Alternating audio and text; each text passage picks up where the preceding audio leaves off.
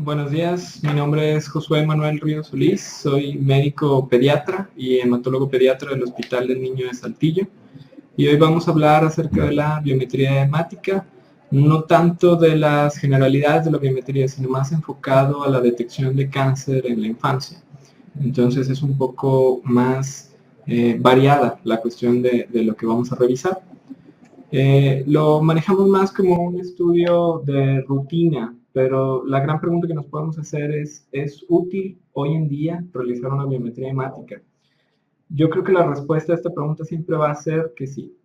Sin embargo, va a depender o de cumplir ciertos requisitos, como los siguientes. Y el primero es saber qué estamos buscando, saber qué estamos viendo en un estudio que solicitamos a diestra y siniestra como parte de una valoración de los pacientes, y el saber interpretar cada uno de los parámetros que es primordial dentro del estudio que nos van a reportar. No pasar por alto alteraciones que pueden llegar a ser sutiles. Y ahorita que platiquemos algunos ejemplos nos vamos a dar una muy buena idea de por qué esta parte de las alteraciones sutiles no se debe de obviar. La segunda parte es el estudio en sí, es decir, que sea un estudio de calidad.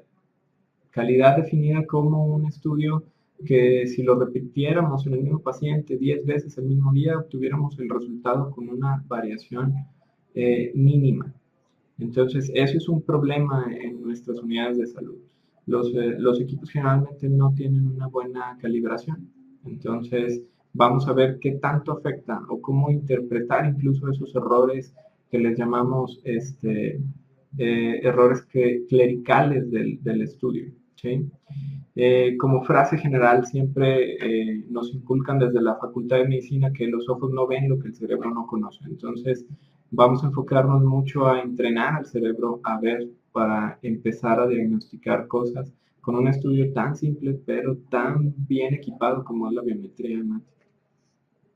¿Cómo me voy a entrenar para ver? Como comentamos, es el estudio más solicitado. Entonces, al ser el estudio más solicitado, tenemos múltiples oportunidades, incluso diarias, varias oportunidades al día, de revisar varios estudios. Entonces, lo que vamos a hacer ahorita es una técnica muy sencilla de revisar serie por serie. Y nunca asumir que tengo un diagnóstico al 100% solo por ver una biometría, pues puede haber errores clericales en la toma de la muestra, incluso en la identificación de los pacientes pueden ocurrir. Estemos viendo un estudio que no corresponde con el paciente que estamos revisando, también puede ocurrir. ¿Qué diagnósticos en la vida diaria o en la vida cotidiana de un médico podemos hacer con una biometría hemática? Todo el mundo pedimos una biometría.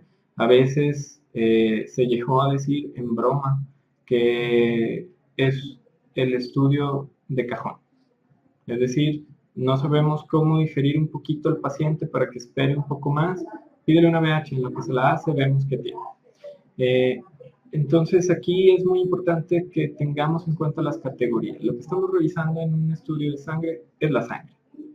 Y aunque suene como un poco lógico esa respuesta, podemos diagnosticar anemias carenciales, también podemos hacer una sospecha de sepsis de acuerdo a la clínica del paciente, las trombocitopenias de diversas causas, no solo las inmunes, sospechar cáncer o diagnosticar cáncer en el caso de las leucemias, pero también debemos de ser capaces de sospechar enfermedades sistémicas y crónicas o de darle seguimiento al diagnóstico de enfermedades sistémicas y crónicas, es decir, buscar las manifestaciones hematológicas de enfermedades crónicas. Todo el mundo vemos en la clínica diabéticos, en los adultos, hipertensos, pero en los niños se ha visto un incremento de estas enfermedades. Y también tendríamos que estar obligados a ver dentro de la biometría esas sospechas. Son muy sutiles, pero también se pueden llegar a hacer. Ahora vamos a ver qué dice la ciencia. ¿Por qué cuando hacemos una solicitud ponemos una BH completa? El término de completa lo vamos a utilizar o deberíamos utilizarlo únicamente para aquella biometría que aparte de la revisión por el citómetro de flujo, la vamos a someter a la revisión de conteo diferencial. Por desgracia, el conteo diferencial siempre lo hace un químico. Entonces, cuando no tenemos acceso a alguien, por ejemplo, que sepa ver un patólogo, un oncólogo o un hematólogo, como en mi caso, vamos a ver en los ejemplos cuándo solicitar una valoración por parte del hematólogo o del patólogo. A eso se refiere el término de completa. ¿Por qué lo ponemos entre comillas en las diapositivas o cuando lo vemos en las órdenes o en las solicitudes? Aparte que el químico lo va a revisar, también debería de referirse a la citometría completa. Es decir, muchos laboratorios usan muy buenos equipos, pero sus reportes no cumplen con los criterios que reporta el equipo. Es decir, ellos reportan como se reportaba hace 10 o 20 años. Es decir, tengo una muy buena biometría hecha por un buen citómetro de flujo, pero omito valores. Y eso no se debe de hacer. Es decir, en Secretaría se ha estandarizado bastante lo que es el reporte de biometría hemática, al menos aquí en Coahuila, pero en los hospitales privados todavía vemos reportes hechos por citometría de flujo que nos reportan solo los porcentajes de los leucocitos. Y esa es una información incompleta, y si nos vamos un poquito más a fondo, pues es incumplimiento también con el paciente, porque el paciente te está pagando un estudio que no estás reportando al 100%. Vamos ahora sí a los ejemplos. Si ustedes revisan esta biometría, probablemente no nos llamaría nada la atención. Entonces, ¿cuál va a ser el orden que les voy a sugerir yo para revisar una biometría? Primero, revisar cifras. Cifras totales, cifras absolutas, cifras que generalmente tenemos todos en la cabeza, al menos un rango de referencia. Puede que no sea un rango estandarizado para pediatría o para la ciudad donde estamos o donde vivimos, pero sí tenemos una idea de cuándo es patológico y cuándo no. Entonces, por ejemplo, les sugiero siempre empezar a revisar lo que es la hemoglobina. Aquí, por ejemplo, en el ejemplo tenemos una hemoglobina de 11.4 gramos por decilitro. Siendo muy estrictos, podríamos decir que el paciente tiene anemia, pero hay que considerar la edad. En este caso, estamos hablando de un lactante menor. Entonces, esta cifra de hemoglobina es completamente normal para el paciente. Seguimos revisando la línea roja y la serie roja. El siguiente parámetro que debemos de revisar es el volumen corpuscular medio. El volumen corpuscular medio nos va a reflejar ciertas patologías. En el caso particular de este paciente, los voy a situar en la edad. El paciente tiene una edad de 7 meses. Y la biometría fue una biometría de rutina, una biometría que no se pidió por alguna situación clínica, sino como un control de laboratorio. El paciente aquí nos reportan 77.8 femtolitros.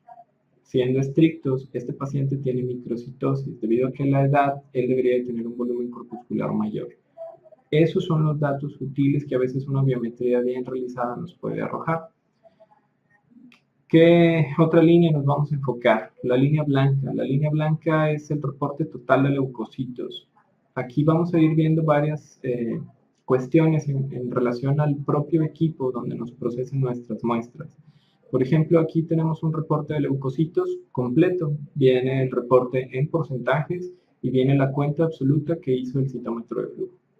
La cuenta absoluta puede variar mucho, sobre todo si el equipo no está bien calibrado, y lo vamos a poner en ejemplos más adelante. Ejemplos que pueden llegar a ser o a resultar en errores graves o retrasar diagnósticos graves. En cuestión, por ejemplo, de esta biometría en particular, estamos con una cuenta leucocitaria de 2.970 leucos. Y cuando vemos la división de estos leucos, lo que más nos debe de llamar la atención es la cifra de neutrófilos. La cifra absoluta de neutrófilos en esta cuenta fue de 700 neutros. Es un lactante de 7 meses. Esa neutropenia es grave, moderada o severa. Depende de varios factores. Para fines prácticos de cifras generales que todo el mundo manejemos, vamos a tomar como neutropenia por abajo de 1500 a cualquier edad. Algunas consideraciones son en relación a la raza del paciente. Si en nuestra comunidad tenemos pacientes de etnias diferentes, por ejemplo, los rarámuris pueden tener neutropenia para valores citadinos, pero no para ellos. Como etnia, ellos pueden tener hasta valores de 600 neutrófilos y seguir siendo normales. Depende mucho de la exposición a patógenos, también la cuenta de neutrófilos.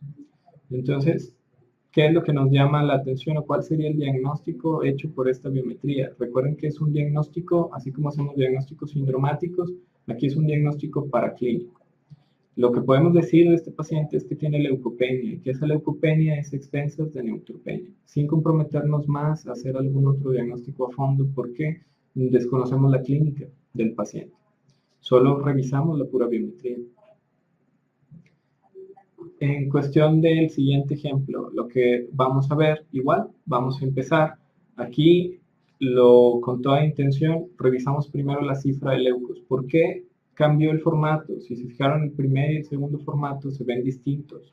Y eso también es motivo de errores en la revisión médica. Es decir, estoy acostumbrado a que me reporten de cierta manera los laboratorios y cuando me los cambian puedo equivocarme. Entonces tengo que conocer bien las abreviaturas, saber dónde me están ubicando cada una de las columnas y cómo me están reportando. En el anterior se reportaba primero la línea roja, después plaquetas y después seguimos con la línea blanca. Aquí nos ponen primero la línea blanca.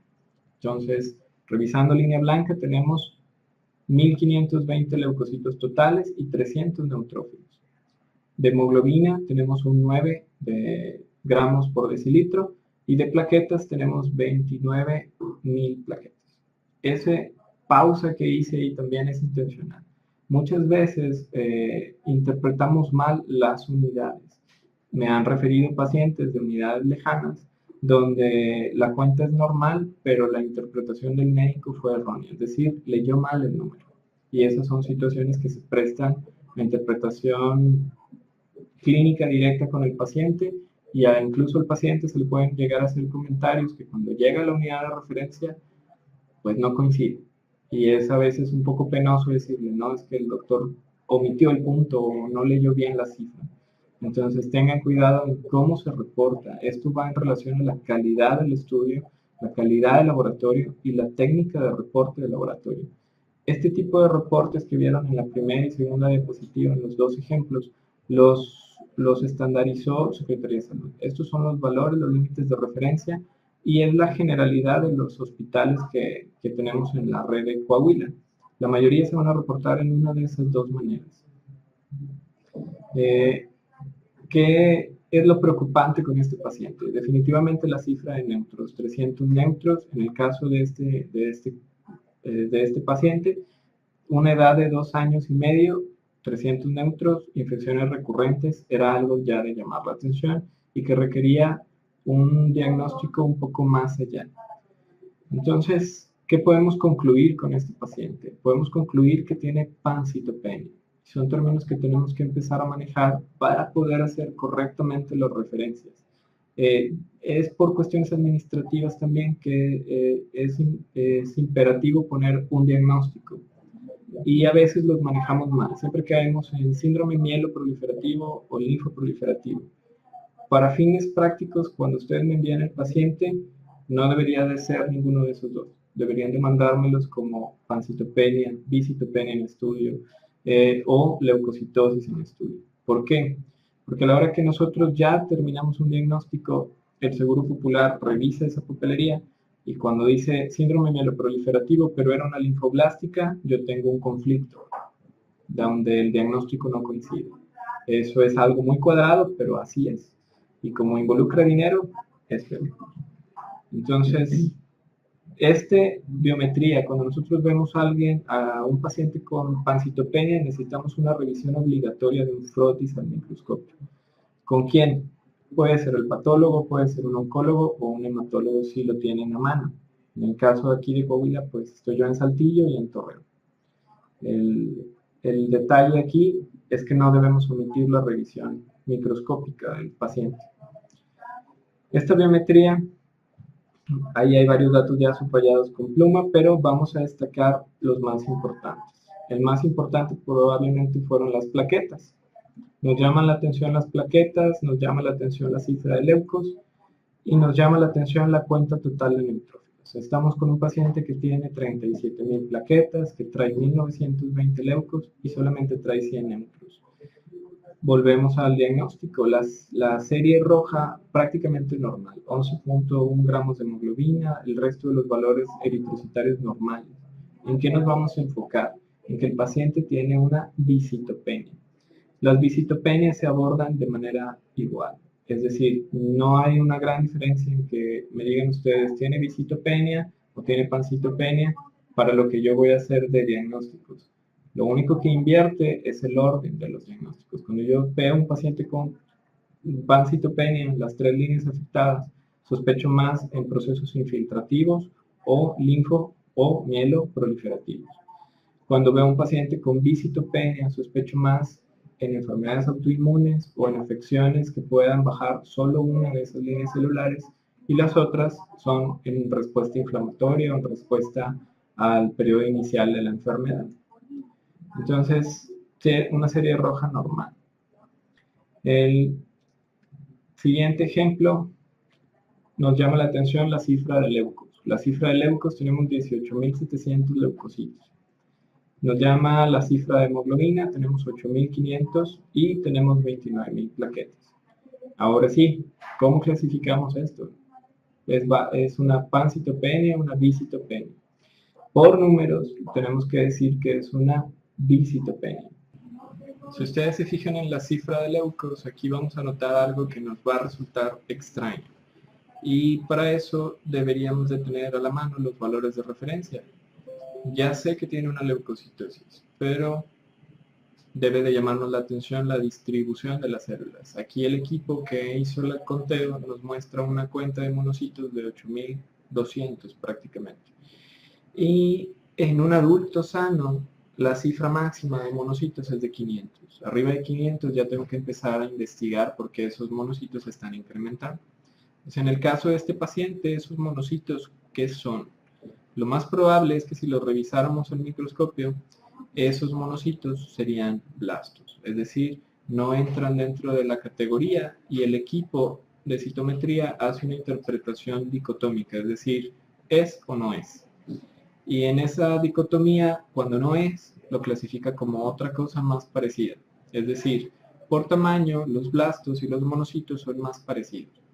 Son de mayor tamaño que los linfocitos, pero al ser blastos pierden ese tamaño estándar y se vuelven un poco más grandes. Entonces, el equipo lo que hace es confundirse.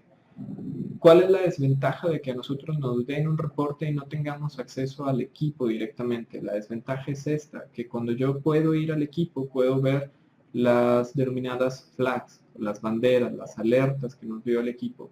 Y muy seguramente en las alertas podríamos ver que dice monocitos, flag, o un signo de interrogación, y blastos. Los signos de interrogación o los asteriscos que ponen en los equipos dentro de esas flags indica el grado de alerta o variabilidad también. Entonces, desafortunadamente nosotros solo nos reportan en números, pero no nos dicen cómo salieron esas alertas. ¿Qué hay que hacer? Igual, revisarlo al microscopio. ¿Podemos incluso aprender a revisarlo al microscopio? Sí. Toma algo de tiempo, pero podemos ir diferenciando con un manual en mano de una u otra categoría celular y poder hacer un conteo personalizado. En cuestión ya de errores en el equipo, lo vamos a ver con errores en la calibración. Un equipo de citometría de flujo idealmente debe calibrarse cada 72 horas o depende si este se apaga durante la noche o durante la tarde, debería de calibrarse nuevamente en la mañana, es decir, diario. ¿A qué errores nos puede llevar un equipo que no está bien calibrado? Errores de este tipo. Vamos a empezar en orden. Revisamos la línea roja. Aquí nos marca 4.6 gramos de hemoglobina y 120 femtolitros de volumen corpuscular. Eso es algo anormal. Es decir, si solo viéramos esa parte de la biometría, diríamos que el paciente tiene una anemia megaloblástica. El problema es la edad. En la edad pediátrica, el paciente pediátrico es 1 en 1500 para tener una anemia megaloblástica. Es súper raro. Continuando con la revisión, vamos a ver las plaquetas. Y este paciente trae 13.000 plaquetas. Entonces ya ahí hay 2 series que se están viendo afectadas. Y luego nos marca 0 leucos. ¿Un paciente puede traer 0 leucos? Técnicamente no. Pero por la revisión que se hace a través del láser del citómetro de flujo, al no reconocerlos, los marca como ceros. Pero si ustedes se fijan abajo, nos reportan 103.000 leucocitos de tipo linfocitos. Entonces, ¿qué ocurrió aquí? este es un equipo mal calibrado o un reporte mal realizado. ¿Por qué? Porque seguramente aquí el químico debió repetir la biometría para buscar si había un coágulo, para buscar si había otra cosa que pudiera haber alterado. Ese es el primer diagnóstico diferencial. Lo debería hacer el químico, es decir, solicitarnos una nueva muestra, que sea incluso de una vena recién funcionada, porque a veces se pueden ver afectados por si es un catéter, si había un flujo turbulento, si el tubo estaba caducado. Pero aquí esta ya es la muestra repetida y el equipo vuelve a arrojar el mismo resultado con muy poca variación en las cifras. Entonces, ¿qué sucedió? ¿Qué pasó aquí? Pues lo que pasó es que el equipo no se comprometió. El equipo hizo lo que hace cualquier computadora y dijo, no sé qué son, pero son muchos. Entonces los vamos a reportar como linfocitos para evitar o advertirle al humano que va a revisar esto, que tiene que revisarlo al microscopio. Esa es casi la programación que tienen todos los equipos de citometría en el mundo. Ellos no pueden tomar una decisión de decir, esta célula sí es y esta no. Ellos se basan en parámetros matemáticos y en algoritmos, y a través de ese algoritmo deciden si cae en una u otra categoría. Cuando no lo pueden clasificar, deben hacer un total, y sacan un total, ya sea que no lo reporten como leucos, o por tamaño, digan todos son iguales, todos son parecidos, y lo reporten como en este caso linfocitos. El diagnóstico final de este paciente es una leucemia linfoblástica, y de ahí que el equipo descartara contarlos como diferentes líneas celulares, porque estamos hablando de un clon maligno que es prácticamente igual en tamaño, que es monótono la revisión del microscopio, y que por eso el equipo decidió, todos se parecen, todos son iguales, todos son linfos. ¿Eso es correcto? Sí, pero igual siempre hay que acompañarlo de la revisión al microscopio. Otro error en cuestión de laboratorio, y es un ejemplo contrario a lo que acabamos de ver. En esta ocasión nos marcan una hemoglobina de 2.5 gramos, nos marcan 20.000 plaquetas y nos marcan una cuenta de leucocitos de 700.000. ¿Qué significa esto? Lo contrario, este equipo probablemente sea más moderno y entre sus técnicas de conteo debe de incluir una variedad que se llama impedancia, y a través de la impedancia él fue capaz de identificar muy pocas células de ciertas líneas, pero la mayoría la agrupó que eran leucos. No se quiso comprometer a decir son de tal tamaño, entonces son linfos, o tienen tales características, entonces son neutrófilos. Lo único que hizo fue darnos el número total de células que él contó, y para que nosotros tuviéramos que hacer la revisión microscópica. ¿Qué vamos a encontrar al microscopio? Probablemente blastos, probablemente un aspecto igual que en el anterior, monótono, muy abundante, pero para el equipo, por el tamaño, si había alguna variación, decidió contarlos solo como células blancas, sin comprometerse a dar un diagnóstico. En resumen, ¿qué tenemos que hacer cuando revisamos una biometría, en particular en un paciente que estamos sospechando cáncer? Obviamente la historia clínica, pero también no saltar de una línea a otra, es decir, no ver primero la línea blanca y luego la línea roja, no. Revisar la línea roja en su totalidad, revisar la línea blanca en su totalidad, ver las plaquetas, si nos reportan volumen plaquetario, también tratar de revisarlo. Y definitivamente poner mucha atención a la línea blanca. Si se fijaron en uno de los reportes decía 18.000 leucos, pero marcaba 8.000 monocitos. Eso ya es patológico, eso aún así hubieran sido 1.500, sigue siendo un número anormal. Adultos, niños, generalmente tomamos como tope máximo 500 monocitos. ¿Y por qué le recalco eso? Porque ocurre en varias situaciones, sobre todo en la edad pediátrica. Ocurre, por ejemplo, en el recién nacido que hemolizó por incompatibilidad del RH. Lo que cuenta el equipo no son monocitos, son eritroblastos, pero por el tamaño y las características y no poder contar eritroblastos, porque no existen en su algoritmo, los ubica en alguna de las categorías de línea blanca. Entonces siempre hay que revisar el prótesis. Analizar cada población y buscar las incongruencias es específicamente eso que acabo de señalarles, es decir, yo ya vi que hay 18.000 leucos, pero ¿cómo me los clasificó? ¿O por qué no me los clasificó el equipo? No ver solo lo que está resaltado. Los laboratorios ahora tomaron una tendencia de resaltar o de poner una letra B o una letra A donde está bajo o alto, pero recuerden que hay variaciones de acuerdo a la ciudad donde estamos, de acuerdo a la categoría del paciente, es decir, la edad del paciente va a influir en la toma de decisiones de si es alto o bajo. Los parámetros de referencia son esos, son únicamente un parámetro de referencia, no son una regla ni son una ley que sea aplicable para todos los pacientes. Y aunque yo tenga la sospecha, no asumo el diagnóstico al 100%. Puedo platicarle al paciente, sabe qué, salieron muy altos los leucocitos, las probabilidades diagnósticas son estas, pero lo tiene que revisar un experto para que terminen de hacer el diagnóstico.